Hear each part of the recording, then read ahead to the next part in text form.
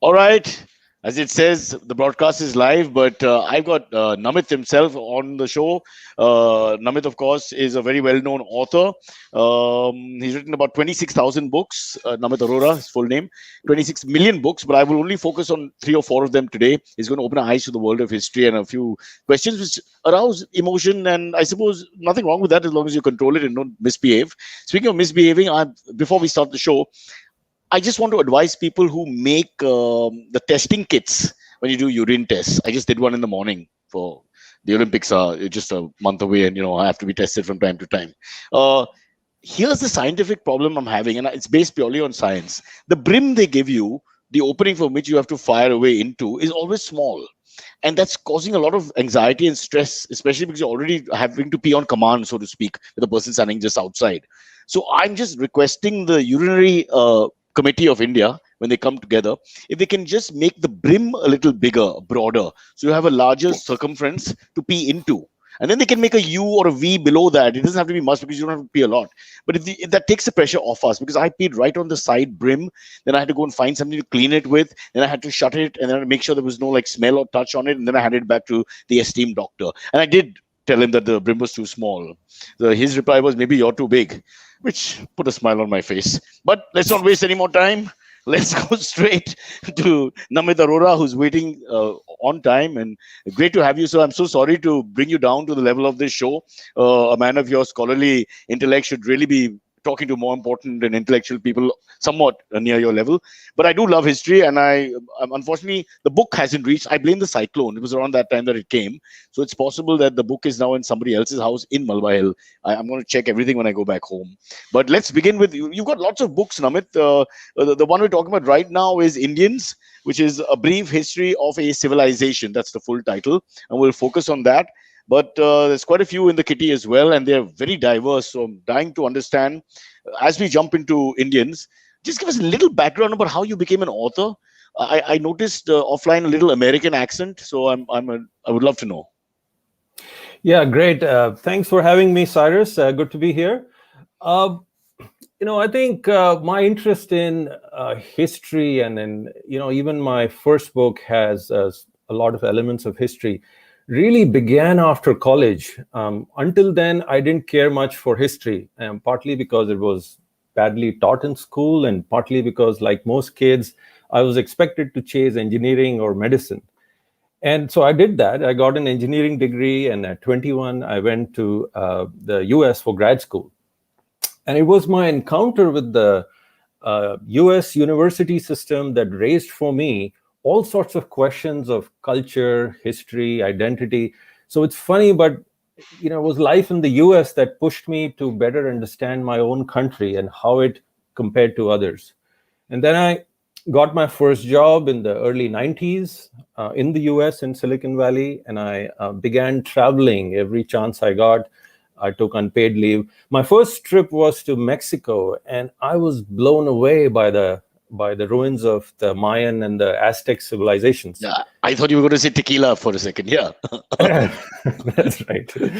And that really got me interested in lost cities, by which I mean major sites that were entirely lost to memory and were dug out by archaeologists. And since then, I've visited dozens of lost cities around the world. It's sort of like an addiction. Hey, Namit, sorry to interrupt, but when you say lost city, look no further. Here in Mumbai, this is a lost city. Of course, it's a more metaphorical lost city, but really, I mean, you've touched a sensitive chord in my heart immediately. I just want to quickly interrupt you because I find really fascinating the point of, and this is not true of an intellectual like yourself, but just of any Indian guy going abroad. You tend to look back at your history, your roots, and all with far more passion for some reason when you're away from it. There's almost like a correlation to that. I've noticed that with myself when I was abroad, that suddenly there's whether it's an emotive connect or even a more intellectual connect born out of an emotive connect where you search and look at things. So you think that's right. What happens, which perhaps you wouldn't have done if you stayed in India? Yeah, no, I think it raises new questions, comparative culture questions. So like most Indians I know in the US, my friends there, early on, you're always comparing, like this is what we Indians think and how it contrasts with these other cultures. And typically, if you attend a university campus, they tend to be very multicultural. They have people from all over the world. And so that throws you into this mix. And it certainly, you ask yourself, where do I come from? What animates the sort of beliefs? Where do they come from that I live by? So I think that there is something to it. Going out gives you a fresher perspective, an outsider's view of your own culture. All right. Then you said so you found the lost cities, the Mayan culture, etc. But you were still Yeah. not a student of it. You were just fascinated as a tourist. Yes. So then in the mid 2000s, my partner and I, we took a break from our Silicon Valley jobs, and then 2-year break, and we traveled across India, 20 states, 110 destinations, and that was an amazing experience. And I visited all the places I write about in this book, and each of them raised questions, new questions for me, for which answers were not easy to find. And so I started digging deep, and from that came the idea for a book like this. So let me understand. You deliberately were going to places and with a sense of what I'm going to write, etc., or you had this experience, went back and said, "Wait a minute, there's so much about where I come from that I need to explore more." So, or was there a sort of pattern that you followed in India? Well, yeah, I'll give you an example. No, I was just interested to explore, but let's say I went to Nalanda University, big, famous, ancient university. Everybody knows the idea of what a university is like. But no, not many people knew, and I didn't find this in history books on, what was a day in the life of a student there. Who were the students? What was the admission criteria? What were the fees? What were the fees? Who paid Yeah. for them? Right? And, what were the internal debates? What were the subjects? What did they eat? Right? So all of this, to bring this place alive, to imagine it more vividly, that became that's what I wanted, and I didn't find it. So I went back and I started digging in, and I read the early Chinese accounts of travelers who had come and spent time in Nalanda and written about it. And from that, I've written, like, one of the chapters in the book is on Nalanda, and it tries to bring alive exactly the place as it happened, as it flourished. So would you be? I know it's a short conversation. You can't put in all these points of yours because they're very broad points. But what would the surmise be from a Chinese philosopher traveler's point of view about our, if you want to call it, our education or our style of learning? Well, so these people were basically, they were these were Chinese monks. So hundreds of them came, and they came to study at Indian monasteries. Their primary interest was to learn more about Buddhism and the Buddha, and to visit the places, sacred places associated with him, his birthplace, where he gave his first sermon, and all of that. And they studied with the masters. So Nalanda was like the Harvard of the age, and it was the greatest, monastery of the period. And then, a lot of what we know about Buddhism, once Buddhism left India, was basically got expelled after the 13th century. Indians forgot there was somebody called the Buddha who belonged to the land, and he founded a religion like Buddhism. And all of this comes from the records of the Chinese travelers. And, they've helped us excavate even places like Nalanda. They describe, so far from this point to that point is another great monastery. And then archaeologists followed that, and they actually found a mound, they dug it, and they found a monastery underneath. And so from these monks, so they describe the life inside at Nalanda, and we learn a lot about its admission criteria and all the debates, how the university was financed.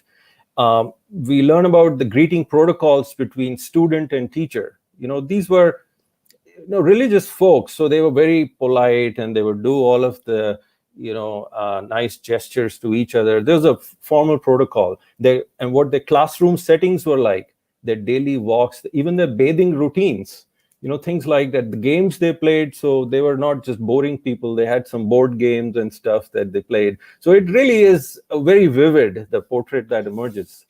So just to keep the present government very happy with your progress, would it be fair to say that the Indian educational cultural sort of position was higher than the Chinese at the same time, both At that being time, dominant civilizations in a sense?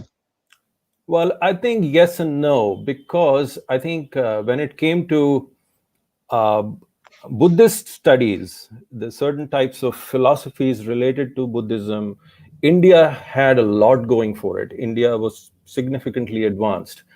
But by the time the Chinese visitors visit and they write about it, some other things were not doing so well. For example, the state of medical science was not so good, and the Chinese travelers write about it, and they kind of look down on Critically. the Oh, yeah, they kind of look down and they say that these practices are so backwards, and in China we are much more advanced in curing certain types of ailments.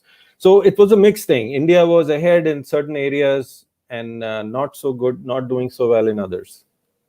all right. Now let's go back to the beginning because we've just gone into it. It's such an interesting topic, and we've just gone a little off to the middle of the path, so to speak. The beginning is Indians. First, you take a name like Indians, and I was thinking that's almost like a negative. Normally, when we hear the word Indians, it's like in a derogatory fashion. They say those Indians, those bloody Indians. I just saw that bit and I was worried for a second. But it's a brief history of a civilization. So we're talking about Harappa and Mohenjo-daro. And again, I know we don't have enough time to go through everything, but just take us back to the beginning. I mean, what is the beginning of civilization in this geographical subcontinental area? Yeah, the beginning of civilization is really the Harappan civilization, or some people call it the Indus Valley Which is civilization. modern day Sindh, right? Geographically, Yeah, it's spread really all over Pakistan, Western Pakistan. Yeah. Rajasthan, and in Gujarat, Haryana. So it was really this Oh, wow. very broad region, and like it was very extensive. So the first one was found, Harappa, in 1925. That was the first time it was discovered. Before that, then nobody knew how far back Indian civilization extended.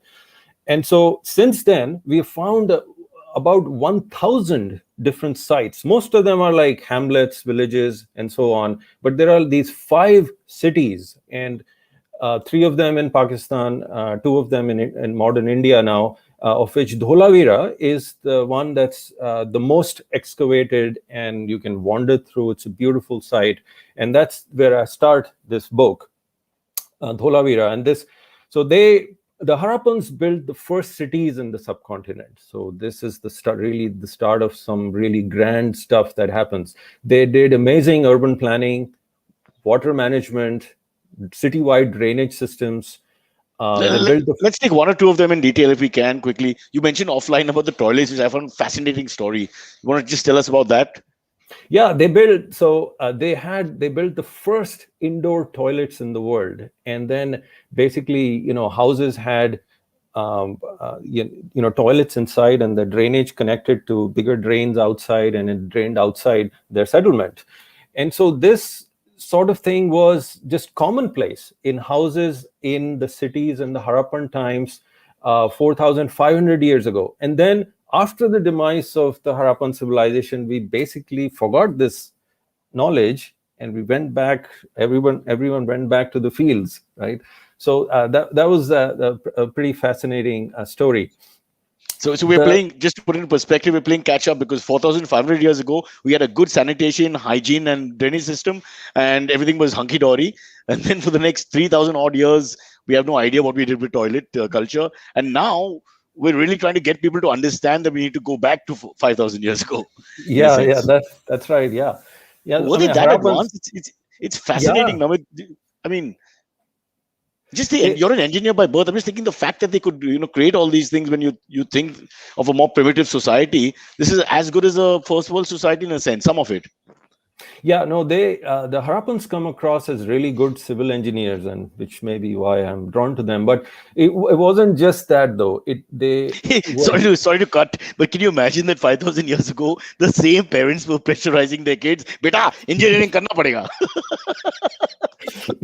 That hasn't yeah, changed. Yeah. there are other Sorry. lots of other continuities. One very unusual thing about this civilization was that it was substantially egalitarian. So archaeologists have not found palaces of the kind you see in Egypt No and king. Mesopotamia. No king. There was Then very what would? flat system. They were basically upper classes and lower classes, and they were probably leaders. Yeah, they were surely were leaders, but the gap between them is very small. So their homes are very similar sized, a little smaller, a little bigger. The gap is not big. Their nutritional equality was substantial. You can find that out today by looking at the studying the skeletons, doing molecular analysis on that. The burial goods were very similar. Like in ancient Egypt, you had like tons of stuff were buried with the big guys in their society, but here the gaps are very small. They also apparently, the Harappans apparently had no temples or a priestly class. There is no evidence of war in their art. There But are that's no weapons of war. no weapons uh, have been found. No no trace of weapons any of divine kingship nonsense like the rest of the world. Uh, No, that's it's a very unusual.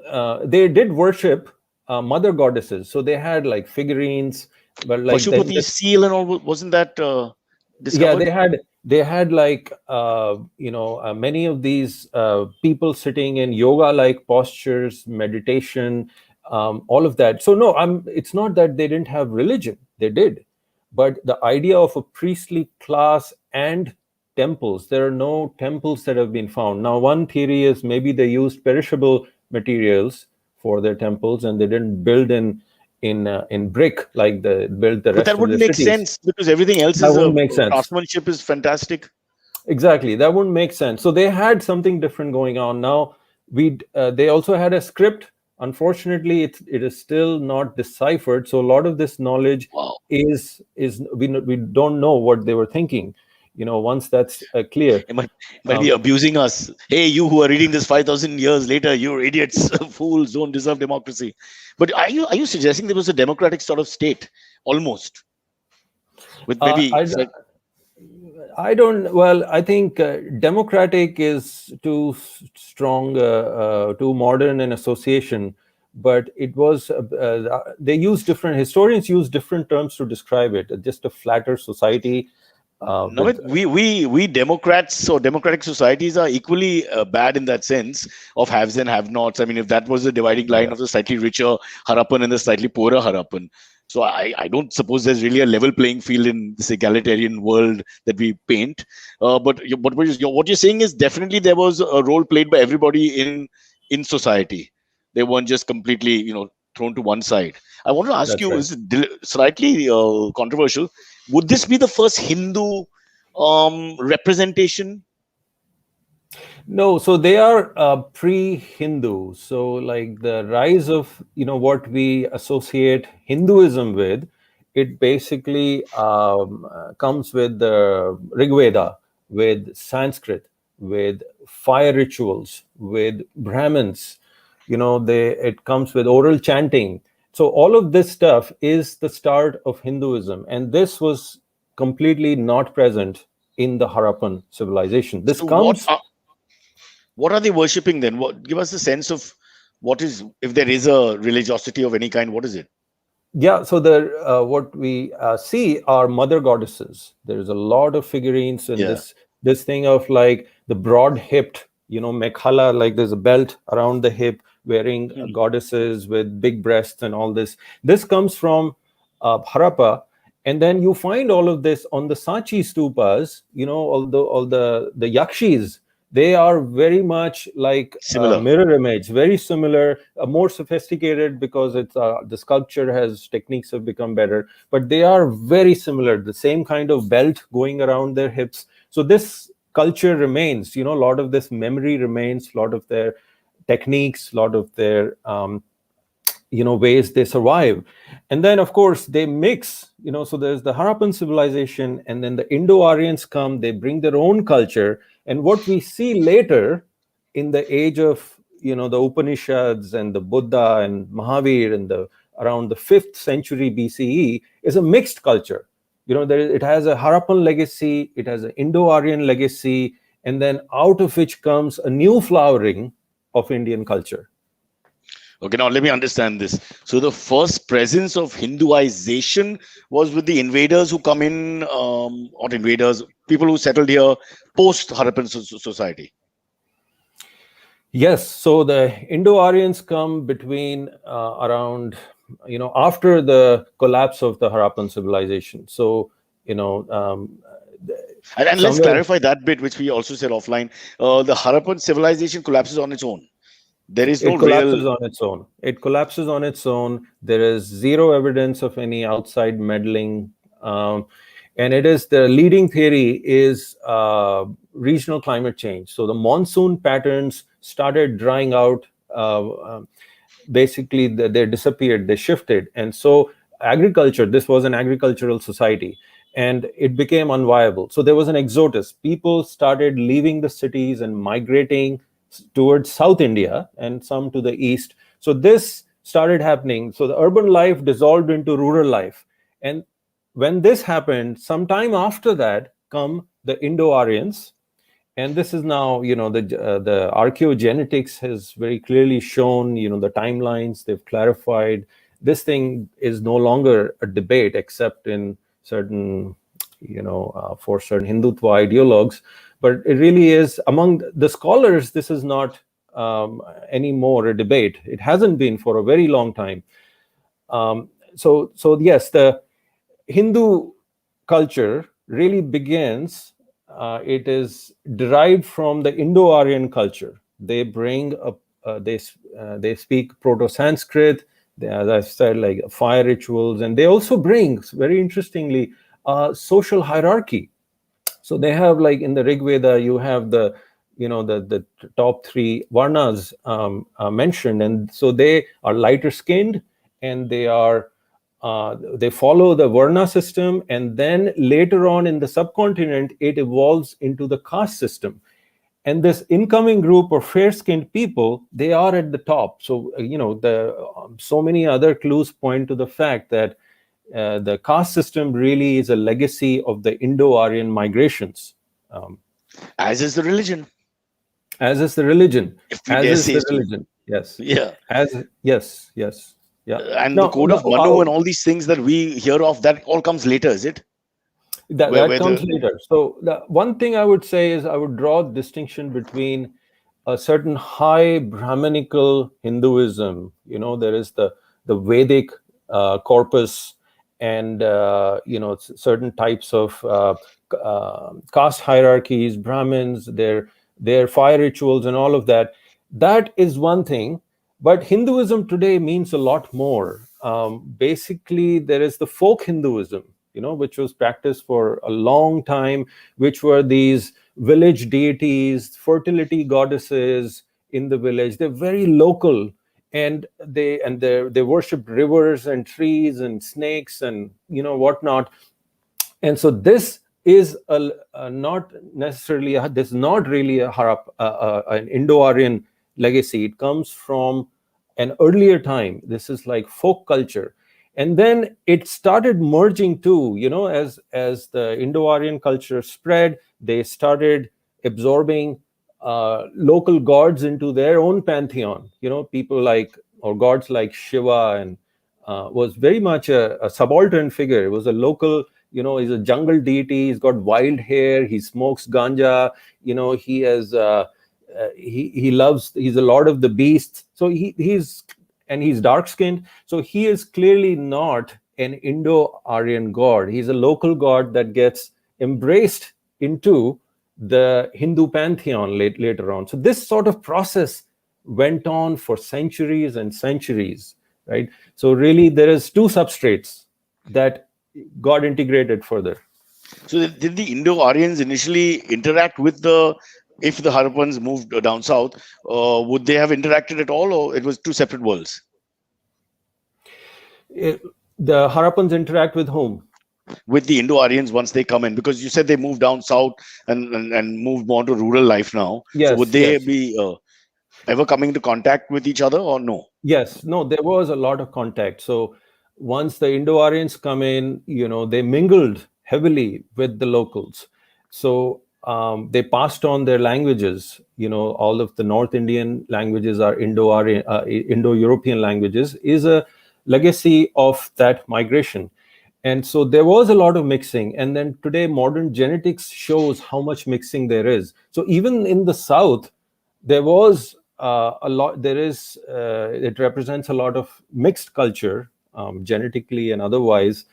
And in the North, it's just the Indo-Aryan substrate is stronger. Indo-Aryan genetics is stronger, or a larger proportion of the population.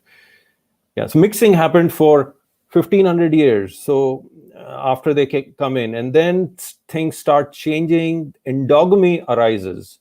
People start marrying within their own groups, and then caste groups appear. And so that is more, start of the common era, when caste system really becomes a significant force, where like a large number of people are divided into the groups that marry within themselves. So but initially there was a lot of mixing. And there was no one group trying to be dominant. It wasn't like the Indo-Aryans were trying to conquer and destroy, and as we were told initially. Well, no, that's not really the sense. I mean, their culture became dominant, and so the Indo-Aryans, they come in at the top of the hierarchy of what was there in the subcontinent before. They hook up with the royal classes. They provide Brahminical services. They kind of, then their culture becomes dominant. So it's not, and then of course they were. The kings became Brahminical, and then they uh, put their energy and their dollars behind, spreading this worldview.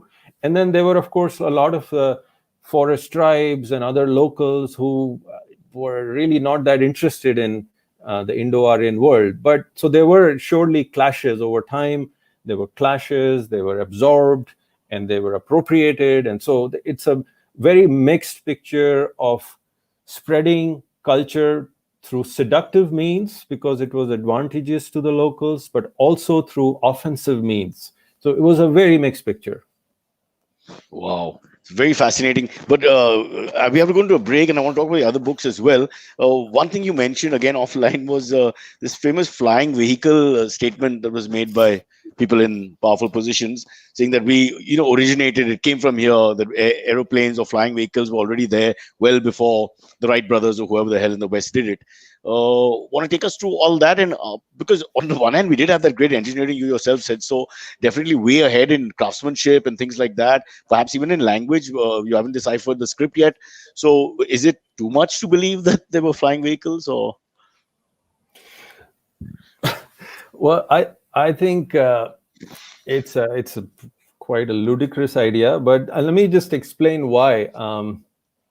In terms of this flying machines, and not just that, it's like people talk about plastic surgery that could graft elephant heads on humans and this Correct. sort of Yeah. technology.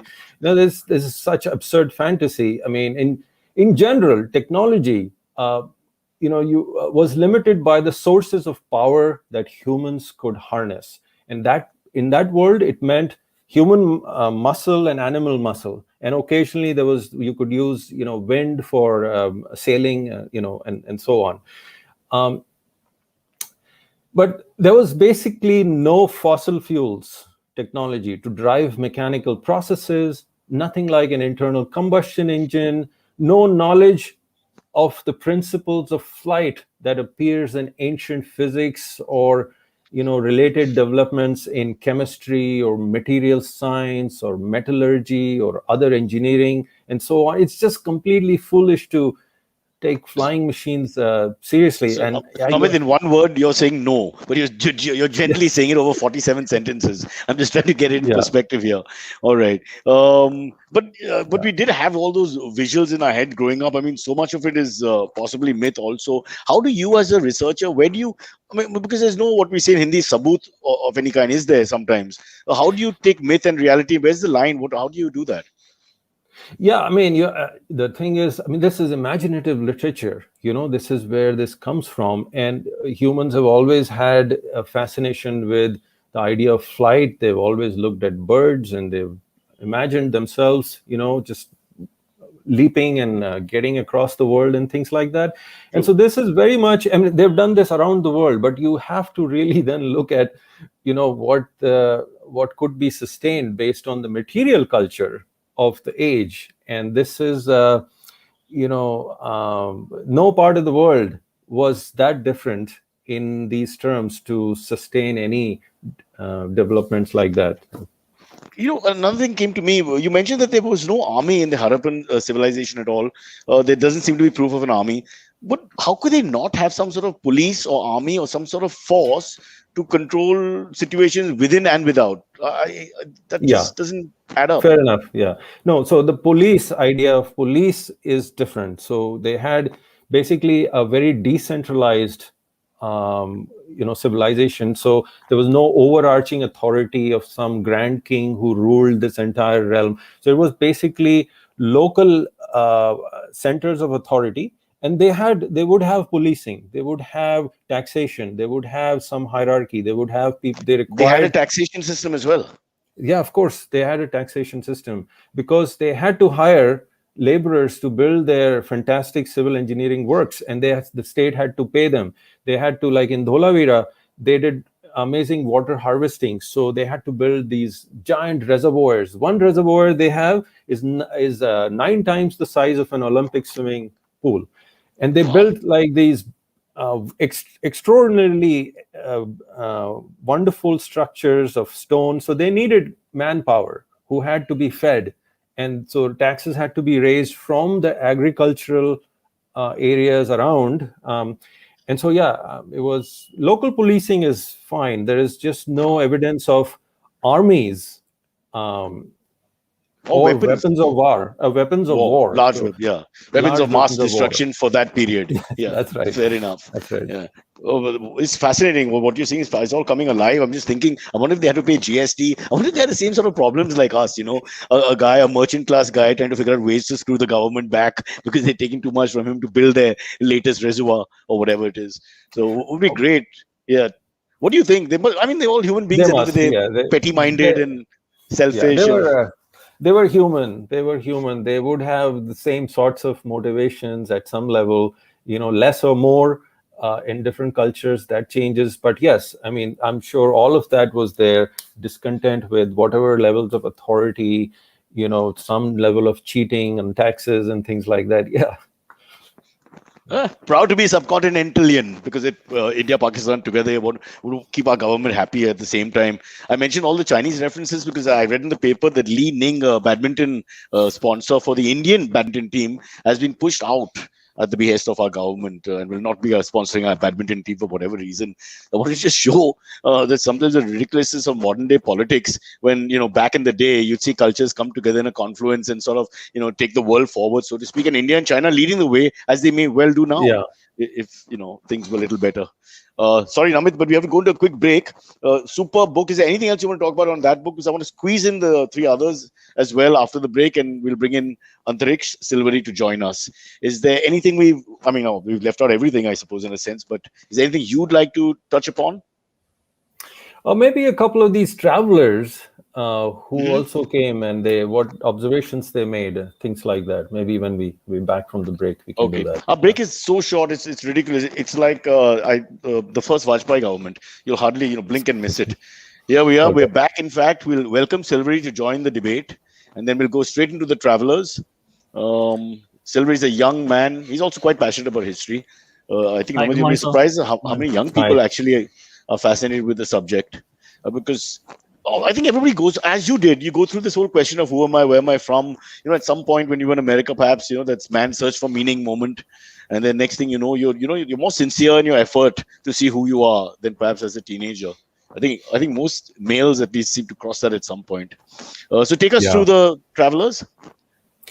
Yeah, so I look at these six major sites around the country, but in between there are chapters on major travelers who came to India and brought this outsider's perspective, and they left some very fascinating observations on Indian social and cultural life. And these are like the blockbuster, well-known authors or travelers. There's Megasthenes. There are the Chinese travelers, the Hunsang, or also known as Xuanzang, and several others. There is Al-Biruni, there's Marco Polo, there's Francois Bernier. I have chapters on all of these, and like a lot of in Indian history actually comes from what these from the accounts of these foreign travelers. It's a one pillar of what we know about the past, along with, of course, archaeology and texts, inscriptions, coins, and so on. So let me just pick one or two and talk about like what observations they have left behind. There's a couple of my favorites. So there's one which is Megasthenes. He's the first guy who comes. He's Indica, same guy. Indica, exactly. Yeah. The same guy, yes. So he's an ambassador in the court of Chandragupta Maurya, Greek guy, and he left this fascinating account, and parts of it have survived, sadly, not the whole thing. But it's already clear from his account that he describes Patliputra. He is based there, and it's like the biggest city in the world. It's along the Ganga, 15 kilometers long, 3 kilometers deep, surrounded by this wooden wall and a moat. It has 570 watchtowers and so on. And he describes, basically from his description, you see the rise of the bureaucratic state in India. So, in the Mauryan period, there are officers in charge of separate officers for trade, taxation, for roads, births and deaths and things, deployed in war, how their injuries are healed. He also describes this custom where when an elephant got angry, the Mauryans sang and played music, a string instrument, to calm it down. It's similar to how the music therapy they provide in elephant sanctuaries in some parts of the world now, but this happened back then. He's also... Why don't we do that with the mobs in India as well? When the riots and all start, we could just have an item number blasting in the background. There must be something to it. There must be some sort of science to music, quelling the anger or level of emotions. Aggression. Yeah. Worth exploring. Okay, don't take me seriously, Namit. Please go on. Yeah, I know. Well, and so he also describes the earliest expressions of caste and endogamy that have started appearing. And so these are outsiders, and you see how puzzled they are at the system that is being practiced. And one thing he mentions is that the Brahmins guard their knowledge, and they do not share it with other castes, not even with their own wives. So, the Megasthenes is scratching his head, like, what is going on here? And he did note that women are allowed to pursue philosophy with the Shramanas or the Buddhists and Jains and so on. So there's a lot more. I'm just giving you a very quick high-level flavor. There is a later, jumping. So this is one of the early guys. Now jumping like 2,000 years forward to Marco Polo, roughly around. He came in 1292, so 2,000 years later. So 700 years ago. So Venetian merchant. He's returning from China after his big grand tour, and he stops in South India along the V coast, and he goes up and down. And he's left a fascinating record of that. And with Marco Polo, he had this tendency to mix tall tales with fine social observations. So, and it's usually not hard to separate them. So, for example, who would doubt his observation that Indians reserved their left hand for unclean tasks? This is what he... and then he said that Indians did not put their lips on flasks, preferring to hold it above, and they don't share. We were doing that. We were doing that in 1292. Yes, I yes. thought that happened in Gurgaon 2001 when I went to shoot something there for the first time, and people don't share the bottle. Are you kidding me? That's just ridiculous. What a story. So we've had this as a sort of subcultural thing in our DNA for thousands of years that we don't drink from the vessel. Wow. Silvery, Yes, you know yeah. this? Yeah, I had no We are idea. doing This is something our fascinating. ancestors have done for thousands of years. They're just not Yeah, drinking like the Westerner straight from the bottle and passing it. Excellent. I can't Yeah, and believe that. then another thing he observed was that Indians chew this a leaf called tambur, sometimes mixing it with camphor, spices, and lime, and went about spitting freely. So they were also spitting 700 years ago freely, And he noticed. I bow to our ancestors, their noble pastimes of spitting and drinking from far away. Wow, that's And then, amazing. and he wrote that when they get into fights, like sometimes it escalated to a point where they spat on their faces. So this red juice came out, flying onto to their enemies' faces. So these That's are the kind believable. of, yeah. I mean, And if you're one, chewing tobacco at the time and you get into a scrap, it's very possible that in the gali galoch that follows, that's uh, right. you know, uh, as a foreigner, I think that would be the kind of thing I'd write down because that would Yeah. be fascinating for sure. Wow. And then And he, and what? Yeah, sorry. Go on. there's Sorry. one Yeah. one other thing, a very fascinating thing he describes is that dark skin is preferred by Indians. Eh?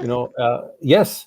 So at least along on the southern coast, he wrote that when a child is born, they rub an oil on his skin to make him grow darker before introducing the child to others, because darker people are more highly esteemed than those who are not so dark. And then he explains this is why their gods are all black and their devils white as snow. Oh, It but is now, of course, the whole place is awash with Fair and Lovely cream ads yeah, and stuff we are the like most that. Yeah, racist society in the world. I would think. But that's you think wow that's fascinating if it's true. That's the only example of that. Almost all societies always pursue this light skin sort of madness. well, now there is a thing. Now there's a possible explanation that this was only along the southern coast and the Indo-Aryan culture, which is very much a lighter skin. There's a higher value for lighter skin in Indo-Aryan culture, had not penetrated all the way south to the coast yet, right? So this is it. It comes from the north and it starts spreading, and so there are all these people who still have not embraced this value system, which is brought in by this northern cultural package. Okay, now I get your point. We have to blame everything on North India. Fair enough. I think we're really running out of time, but can we just quickly get into the other books, and then we have a few questions from the AMA we have to do as well. So let's go to the first book because your subject is so diverse. You're fascinating as a person, but you won't tell us more about yourself. I'll have to do research on you, like you did research on Indus Valley and Harappa. Harappa and Mohenjo-daro. So let's go to the first book itself, which was how old were you?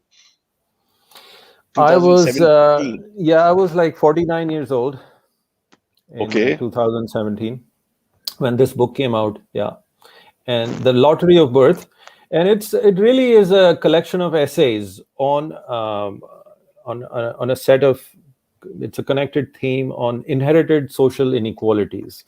So there are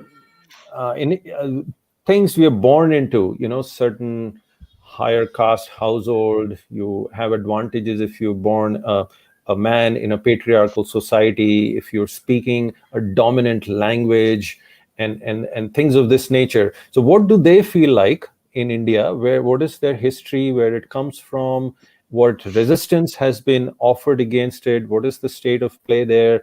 So it And, basically a collection of essays on that thing. and do you escape in any of the essays? Do you escape your birth? Because that's a tight one in India, isn't it? You're born into a certain social and caste-like standing or whatever. Well, I mean, I don't want to use the word "go up" on because that's probably the wrong expression. But you know what I mean? Go out of that restriction.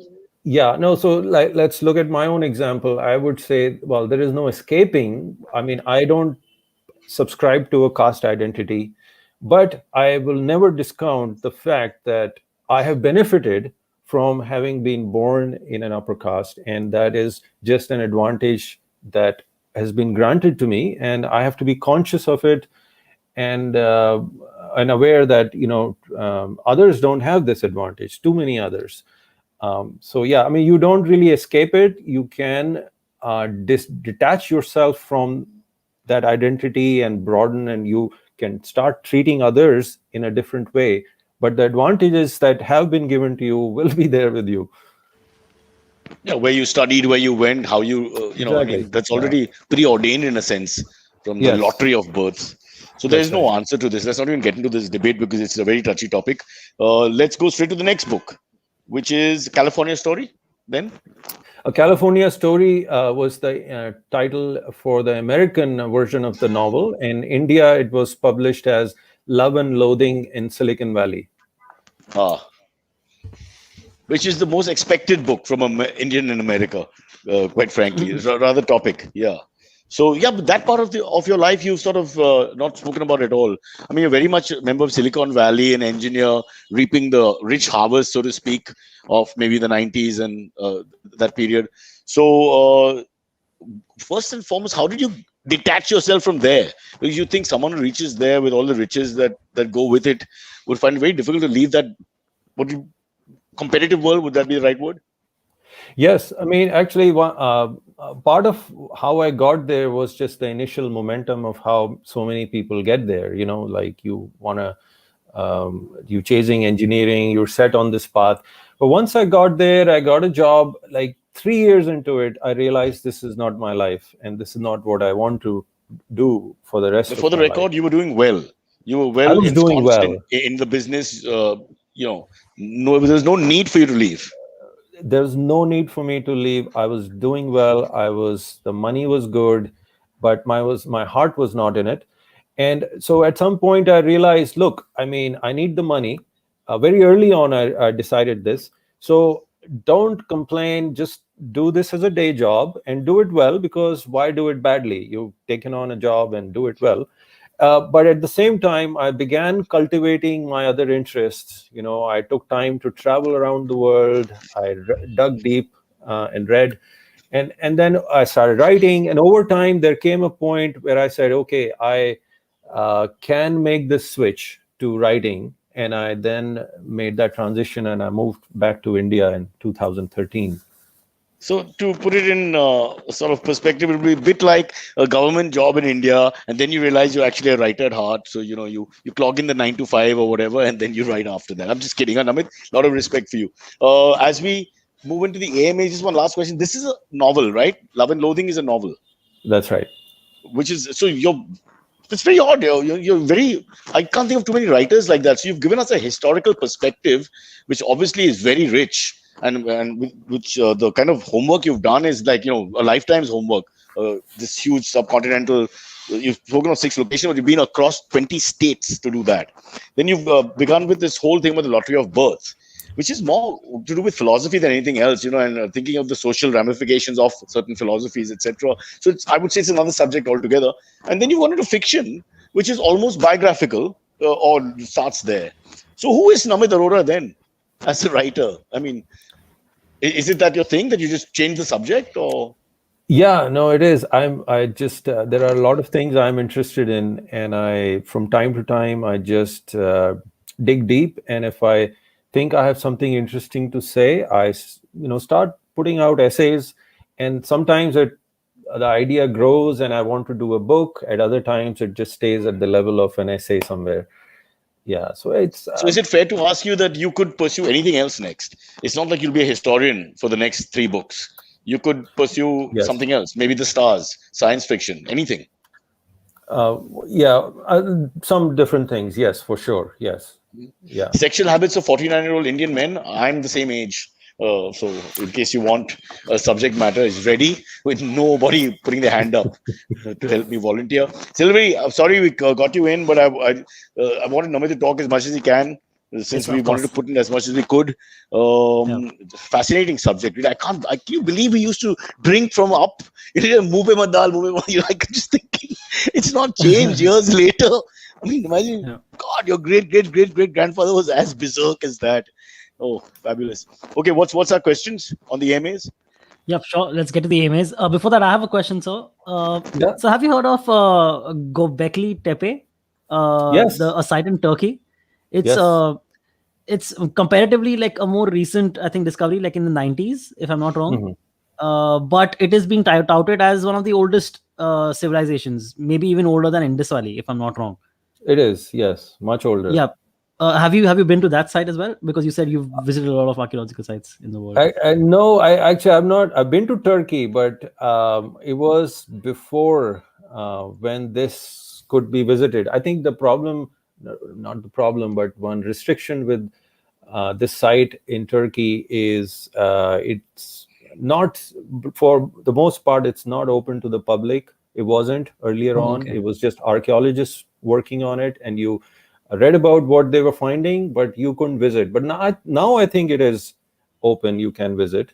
Yeah, it's a fascinating site. It's like uh, dates to about 10,000 BC. This is like the start of the agricultural period, where certain groups, normally we think that only settled people build monuments like this, structures like this, but this is one example where you have nomadic people coming together from time to time from different parts and working on this and disappearing. So it's very unique. It's expanded our thinking of what civilization means and what building related to civilization means.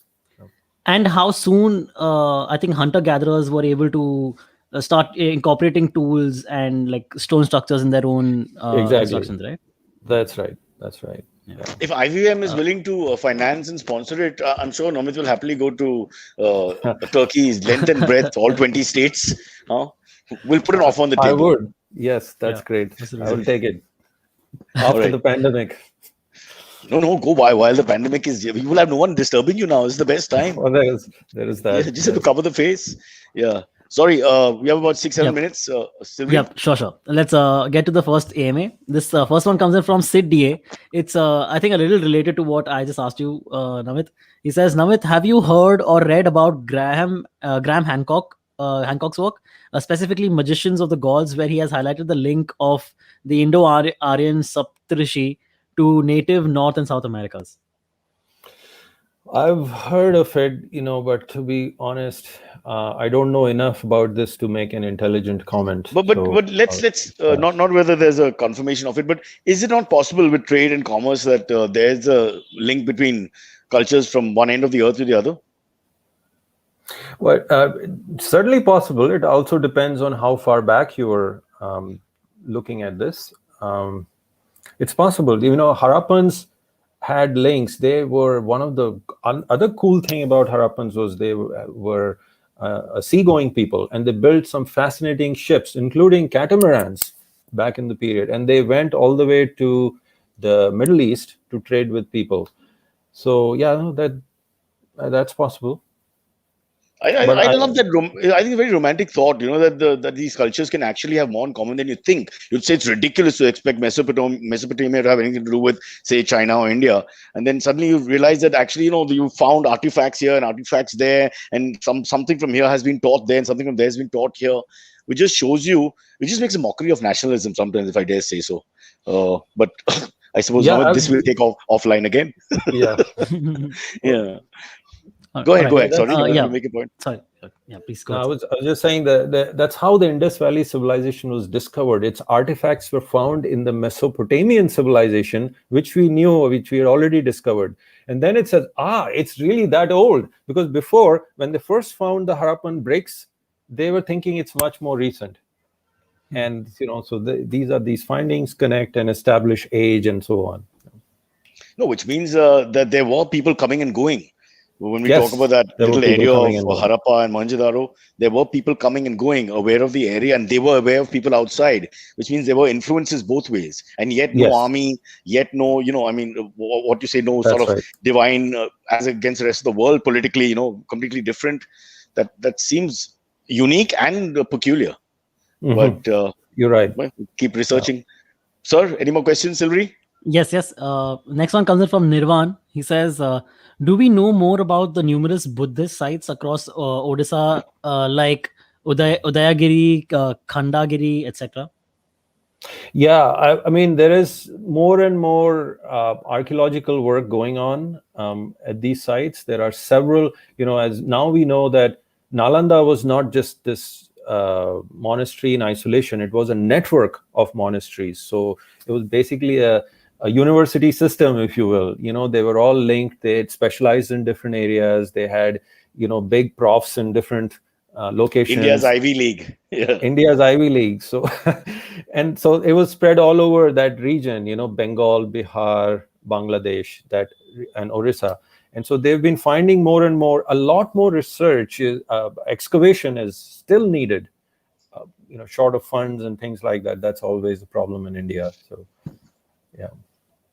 Well, if you can prove India's greatness with it, you'll get it. We'll be able to make some calls, but you have to always prove that our position is paramount.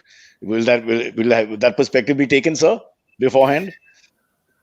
The one of the we do need a lot more digging. One of the challenges with and I'm always excited when this happens, and especially when foreign archaeologists are also involved, because I don't know if there's a delicate way of saying this. One challenge today, I'll just say it, is that the Archaeological Survey of India, like so many other institutions in our country, is substantially saffronized. So when they start digging, prehistoric sites, they're always looking for some Hindu connection in like the Harappan pre-Aryan period. And many of their scholars, they subscribe to the indigenous Aryan theory, and they bend over backwards to interpret evidence according to it.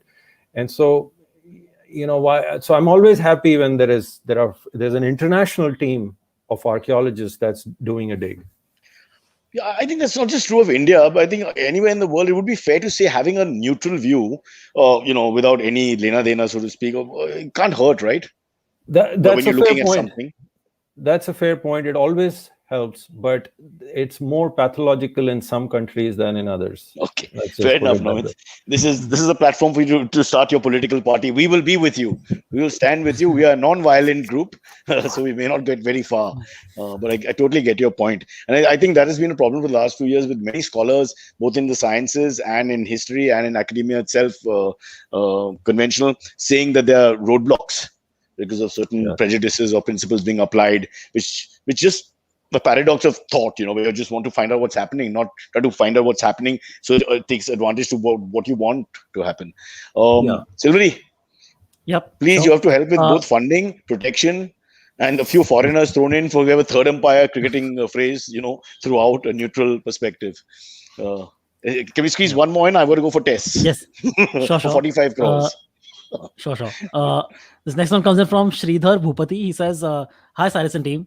Namit sir, any suggestions for the educational system of the country so that our younger ones develop an inquisitiveness for history in general?" Yeah, Namit, you yourself said that history is not taught well in India, which is perhaps spot on, I think. So hence, there's a lot of people like you discovering it in your adulthood because of the Desi Connect and all that. Yes. Everybody doesn't get. Yeah, history teaching can just be improved so dramatically. I mean, there's so much focus on top down dates and dynasties and kings, and there is not enough emphasis on stories, bringing things alive.